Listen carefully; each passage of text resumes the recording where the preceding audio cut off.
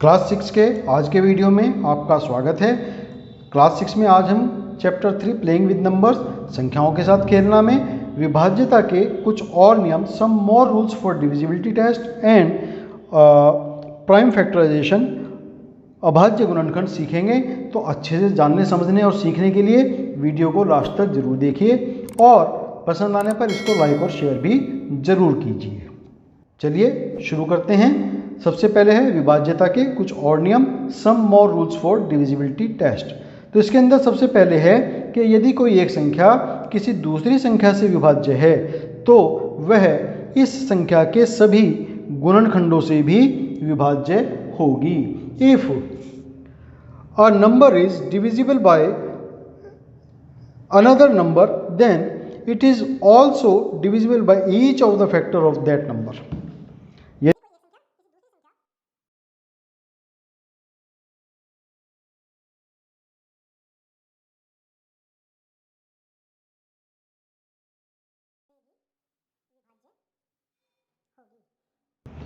उदाहरण के लिए अगर मैं यहाँ पर लूँ कि 18 या चलिए 24 ले लेता हूँ।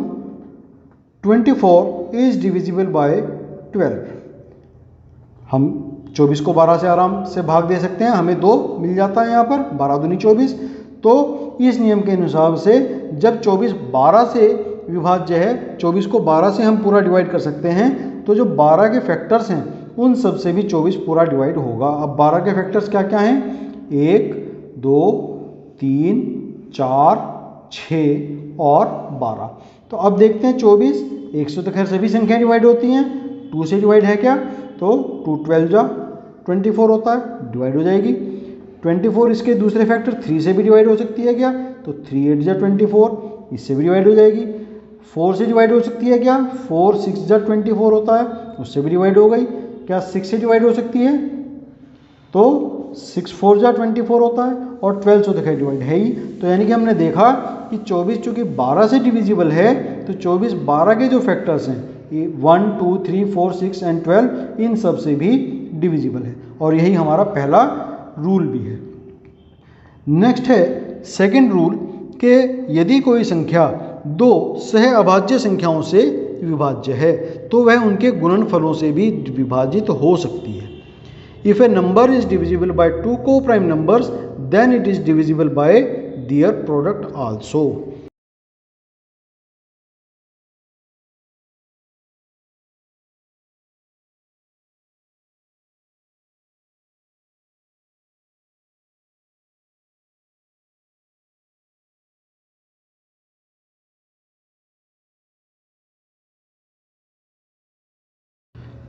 इसके लिए कोई एग्जाम्पल ले लेते हैं। हमने एग्जाम्पल लिया 80 is divisible bye 4 and also 80 is divisible bye 5। 4 और 5 दोनों ही को प्राइम नंबर्स हैं। इनमें आपस में अगर हम देखें तो कोई भी ऐसा फैक्टर नहीं है एक के सिवाय जो कॉमन दोनों के अंदर हो। तो दोनों कैसे हैं? सह अभाज्य हैं। तो इसका मतलब ये हुआ इस नियम के अनुसार से 80 is divisible bye 4 multiply 5। 4 multiply 5 20। तो हम जानते हैं कि 24 जा 80 होते हैं। तो यानी कि जब 4 से डिविजिबल है, 5 से डिविजिबल है, 4 एंड 5 बोथ आर को primes, so 80 is divisible bye 4 multiply 5 means 20 also. तो ये हो गया हमारा रूल नंबर 2। रूल नंबर 3 है कि यदि कोई दी हुई दो संख्याएं किसी तीसरी संख्या से विभाज्य हों तो इन संख्याओं का योग भी उस संख्या से विभाज्य होगा। If 2 given numbers are divisible by a number then their sum is also divisible by that number. लिखते हैं इसको।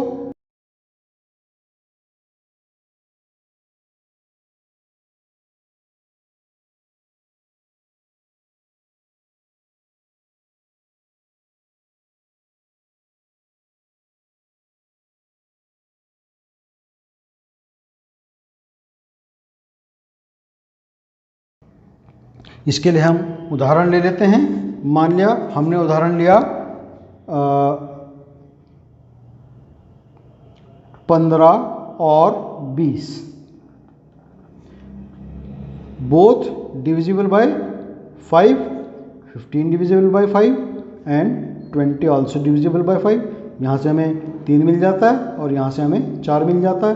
तो कहा कि इनका सम, तो 15 plus 20 also divisible bye 5, 35 divisible by 5, 7 आ गया आंसर। तो यानी कि हमने इन दोनों को ऐड किया तो जो आंसर मिला वो भी हमें 5 से ही डिविजिबल मिल जाता है।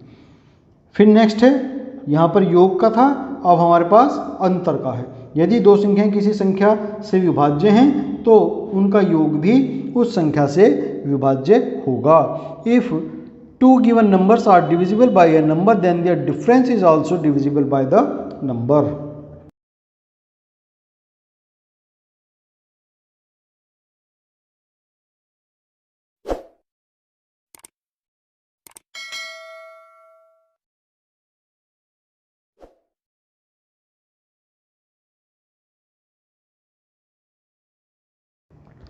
एग्जाम्पल देख लेते हैं।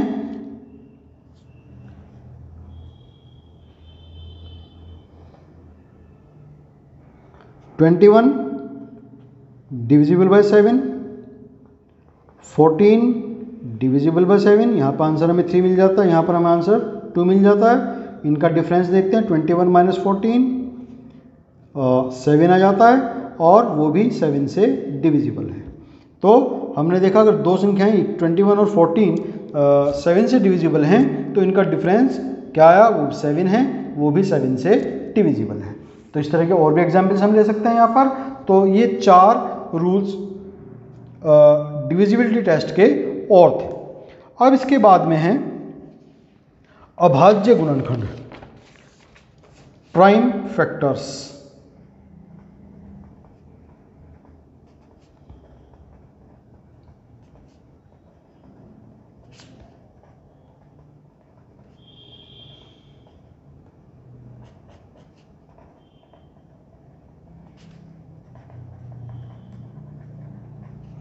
अभी हमने इससे पहले तक गुणनखंड सीखा है। जैसे मान लिया अगर मैं कहूँ 24 के गुणनखंड तो 1, 2, 3, 4, 6, 8, 12, 24, ये इसके सिंपल फैक्टर्स हैं 24 के।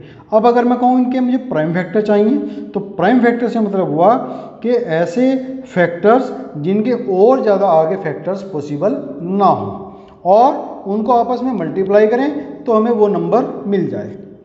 अब अगर मैं यहाँ पर इन सबके आपस में मल्टीप्लाई करूँगा तो डेफिनेटली 24 से तो बहुत ज़्यादा कुछ मिलेगा मुझे। और इसमें हम देखते हैं कि 4, 6, 8, 12 और 24 ये प्राइम नंबर्स भी नहीं है। प्राइम नंबर्स में केवल 1, 2 और 3 है।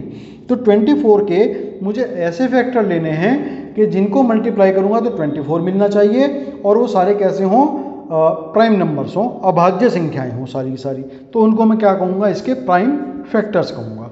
अब कैसे निकालेंगे हम प्राइम फैक्टर्स, तो उसके लिए होता है गुणनखंड वृक्ष। या चलिए और देखते हैं पहले। मान लिया मैं 24 के फैक्टर्स करता हूँ तो क्या हो सकते हैं इसके फैक्टर्स, 2 मल्टीप्लाई 12। अब 2 के तो और ज़्यादा फैक्टर पॉसिबल नहीं है। बाकी फैक्टर्स हम किसके करेंगे, अब 12 के करेंगे। तो 12 के फैक्टर और क्या हो सकते हैं, 2 मल्टीप्लाई 6। अब 2 और 2 हो गए, 6 के आगे फैक्टर और कर सकते हैं हम, तो 2 मल्टीप्लाई 6 के फैक्टर 2 और मल्टीप्लाई 3। अब किसी भी संख्या के हम आगे फैक्टर और नहीं कर सकते। तो ये सब मुझे क्या मिल गए, अभाज्य संख्याएं मिल जाती हैं, प्राइम नंबर्स मिलती हैं। अगर मैं इन सब की मल्टीप्लाई करूं तो देखते हैं क्या मिलता है। 3 2 जा 6, 6 2 जा 12 और 12 2 जा 24। इनके मल्टीप्लाई करेंगे तो हमें 24 मिल जाता है। तो ये क्या होगा, 24 के अभाज्य गुणनखंड हमें यहाँ पर मिल जाते हैं। एक तो सभी का होता है तो एक भी हम यहाँ पर लिख देंगे। तो इस तरीके से हम किसी भी संख्या के प्राइम फैक्टर निकाल सकते हैं। अब इसके बाद में है गुणनखंड वृक्ष, फैक्टर ट्री क्या होता है। तो इसी तरीके से हम फैक्टर ट्री, यहाँ पर हम 24 का फैक्टर ट्री करेंगे तो इसके हम 2 पार्ट करेंगे, 2 फैक्टर्स लेंगे, पहले 2 और फिर यहाँ पर 12 आ गए। फिर अब 2 के तो और ज़्यादा फैक्टर्स यहाँ पर पॉसिबल नहीं है तो हम 12 के और फैक्टर करेंगे, 2 और 6। फिर अगेन 2 के फैक्टर पॉसिबल नहीं है तो 6 के फैक्टर हम आगे कर सकते हैं, 2 और 3। अब किसी भी संख्या के आगे फैक्टर पॉसिबल नहीं है, तो 24 के जो फैक्टर आ गए 2 मल्टीप्लाई 2 मल्टीप्लाई 2 मल्टीप्लाई 3। तो ये होता है हमारा जो हमने ये बनाया, ये क्या है, गुणनखंड वृक्ष है।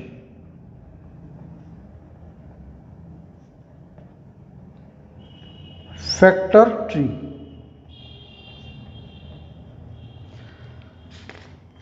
अब इसी बेस पर कुछ और मैं तरीका एक बता देता हूं फैक्टर करने का, प्राइम फैक्टर करने के लिए। मान लिया इस बार मैं संख्या लेता हूं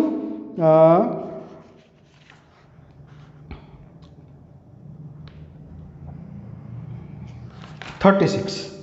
तो 36 के प्राइम फैक्टर्स अगर मुझे करने हैं तो ये तरीका होगा। हम इसको 2 से डिवाइड करेंगे, सबसे छोटी संख्या से स्टार्ट करते हैं, जो भी जिससे भी डिविजिबल हो ये। तो यहाँ पर हम देखते हैं 36 के यूनिट प्लेस पर, वंस प्लेस पर 6 है, तो जो कि ये 2 से डिविजिबल है। तो हम सबसे पहले 2 से स्टार्ट करते हैं, 18 आ गया। अब हम देखते हैं 18 भी 2 से डिविजिबल है, तो फिर 2 से डिवाइड किया इसको, 9 आ गया। अब 9 2 से डिविजिबल नहीं है, किससे डिविजिबल है, 3 से, तो 3 3 जा 9। अगेन 3 किससे डिविजिबल हो जाएगा, 1 से। तो 36 के जो प्राइम फैक्टर हुए 2 मल्टीप्लाई 2 मल्टीप्लाई 3 मल्टीप्लाई 3 और 1 भी है साथ में, तो 36 के ये प्राइम फैक्टर्स हमें मिल जाते हैं। आगे इनके हम और फैक्टर्स नहीं कर सकते, और साथ में इनके अगर मल्टीप्लाई करेंगे तो हमें 36 मिल जाएगा। तो ये हमारा प्राइम फैक्टर था, अभाज्य गुणनखंड था। अब हम करेंगे इसमें एक्सरसाइज 3.5 में क्वेश्चन नंबर 1। यहाँ पर हमें बताना है कि ट्रू एंड फॉल्स क्या है, इनमें से कौन ट्रू है और कौन फॉल्स है। तो फर्स्ट का ए पार्ट, यदि कोई संख्या 3 से विभाज्य है तो वह 9 से भी विभाज्य होती है। यदि कोई संख्या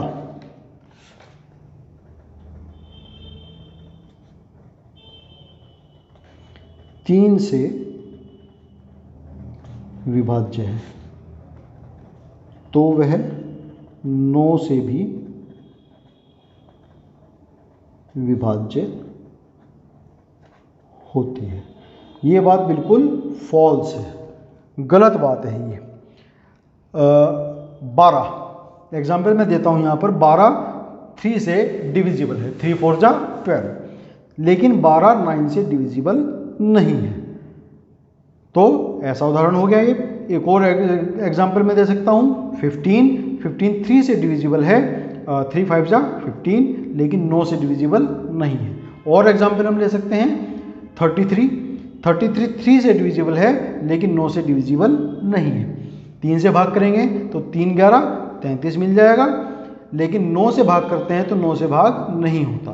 तो इसलिए हमारा पहला कथन जो है, पहला स्टेटमेंट गलत है। फिर सेकंड स्टेटमेंट देखते हैं क्या है। यदि कोई संख्या 9 से विभाज्य है तो वह 3 से भी अवश्य ही विभाजित हो जाएगी। बिल्कुल पहले का अपोजिट है। यदि कोई संख्या 9 से विभाज्य है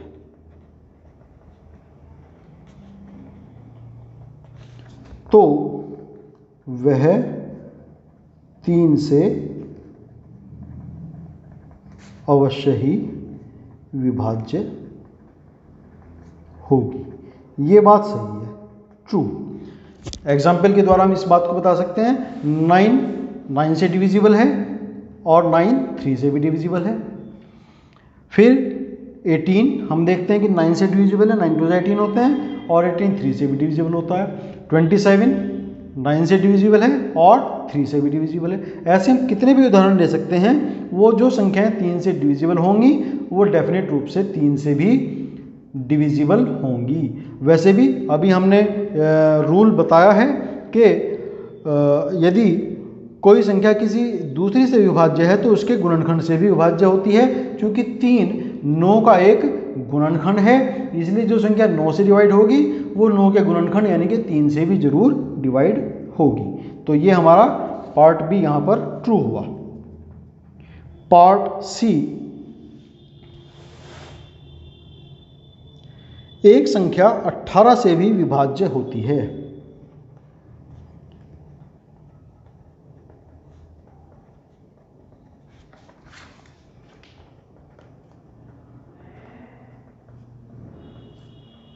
यदि वह 3 और 6 से विभाज्य है। ये बात बिल्कुल सही है।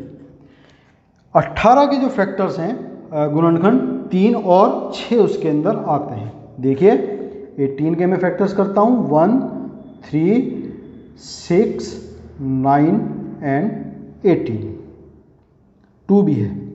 तो चूंकि इसके फैक्टर्स 3 और 6 से कोई संख्या अगर डिविजिबल है तो डेफिनेट रूप से वो संख्या 18 से भी डिविजिबल हो जाएगी। एग्जाम्पल के द्वारा हम इस चीज़ को बता सकते हैं। हमने कहा कि 36 3 से भी डिविजिबल है और 6 से भी डिविजिबल है। 3 12 जा 36 होते हैं और उधर 6 6 जा 36 होते हैं। तो 36 हमारा 18 से भी डिविजिबल है, 18 2 जा 36 होते हैं। तो यहाँ पर ये एग्जाम्पल हमारा बिल्कुल सटीक बैठा। तो यानी कि ये जो कथन है बिल्कुल सही है, ट्रू है। नेक्स्ट है statement D.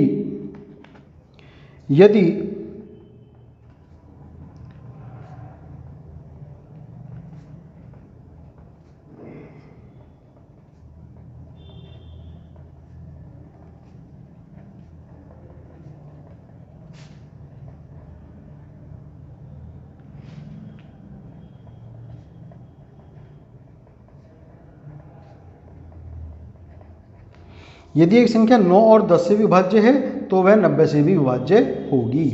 If a number is divisible by 9 and 10 then it will be divisible also by 90। क्योंकि यहाँ पर 9 और 10 क्या हैं, 90 के फैक्टर्स हैं, गुणनखंड हैं। और हमने अभी बताया था रूल नंबर 1 कि यदि कोई एक संख्या किसी से विभाज्य है तो इस संख्या के गुणनखंड से भी विभाज्य होती है।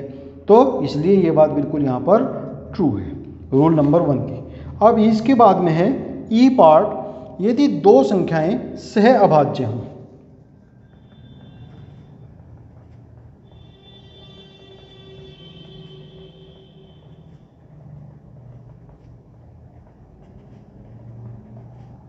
तो इनमें से कम एक अवश्य ही अभाज्य संख्या होगी।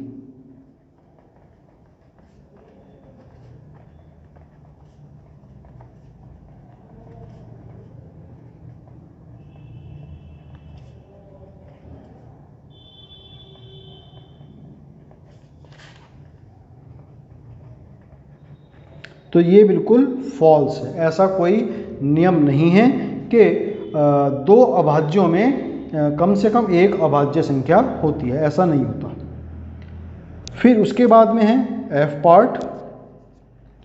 4 से विभाज्य सभी संख्याएं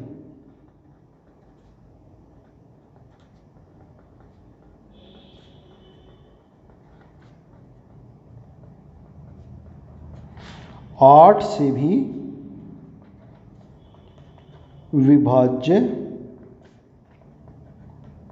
होती है। नहीं, ऐसा कोई ज़रूरी नहीं है। 12 4 से विभाज्य है लेकिन 8 से विभाज्य नहीं है। तो ऐसा कोई नियम नहीं है कि जो संख्या 4 से विभाज्य है वो 8 से भी विभाज्य होगी। 20 है, 20 4 से डिविजिबल है लेकिन 8 से डिविजिबल नहीं है। तो ये बात यहाँ पर फॉल्स हो जाती है। फिर एफ के बाद में है जी पार्ट है 8 से विभाज्य सभी संख्याएं। इसका एकदम उल्टा हो गया। 8 से विभाज्य सभी संख्याएं 4 से भी विभाज्य होती हैं। ये ट्रू है। ये ट्रू इसलिए है क्योंकि 4 जो है 8 का एक फैक्टर है। तो रूल नंबर 1 कि यदि कोई संख्या किसी एक संख्या से विभाजित होती है तो उसके जो फैक्टर्स होंगे उनसे भी वो डिविजिबल होगी। तो जब 8 से डिविजिबल है तो उसके फैक्टर 4 से भी वो जरूर डिविजिबल होगी। तो ये बात ट्रू हो गई। फिर नेक्स्ट है एच पार्ट इसका कि यदि कोई संख्या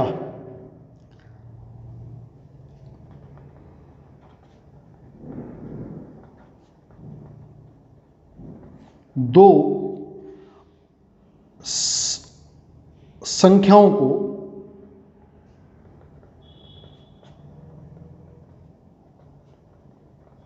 अलग अलग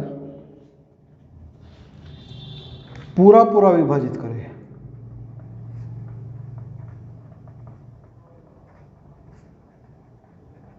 तो वह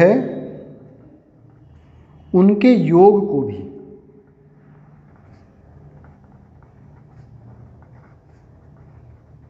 पूरा पूरा विभाजित करेगी। ये बात भी बिल्कुल सही है। ये तो रूल भी है हमारा कि अगर कोई दो संख्याएं किसी एक संख्या से विभाजित हैं तो इन संख्याओं का योग भी उस संख्या से विभाजित हो जाएगा। उदाहरण भी मैंने दिया था उस समय, और उदाहरण दे सकते हैं हम। 16 4 से डिविजिबल है, 20 भी 4 से डिविजिबल है, तो यानी कि 4 दो अलग अलग संख्याओं को पूरा विभाजित करती है, 16 और 20 को। तो इनके सम को यानी कि 16 + 20 36, तो 36 को भी वो डिवाइड करती है, 4 9 जा 36। तो ये बात बिल्कुल सही है। फिर है उसके बाद में आई, यदि कोई संख्या दो संख्याओं के योग को पूरी तरह विभाजित करे। बिल्कुल इसका उल्टा है कि यदि कोई संख्या दो संख्याओं के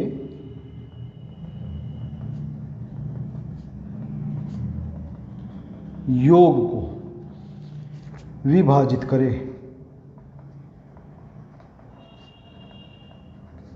तो वह उन दोनों संख्याओं को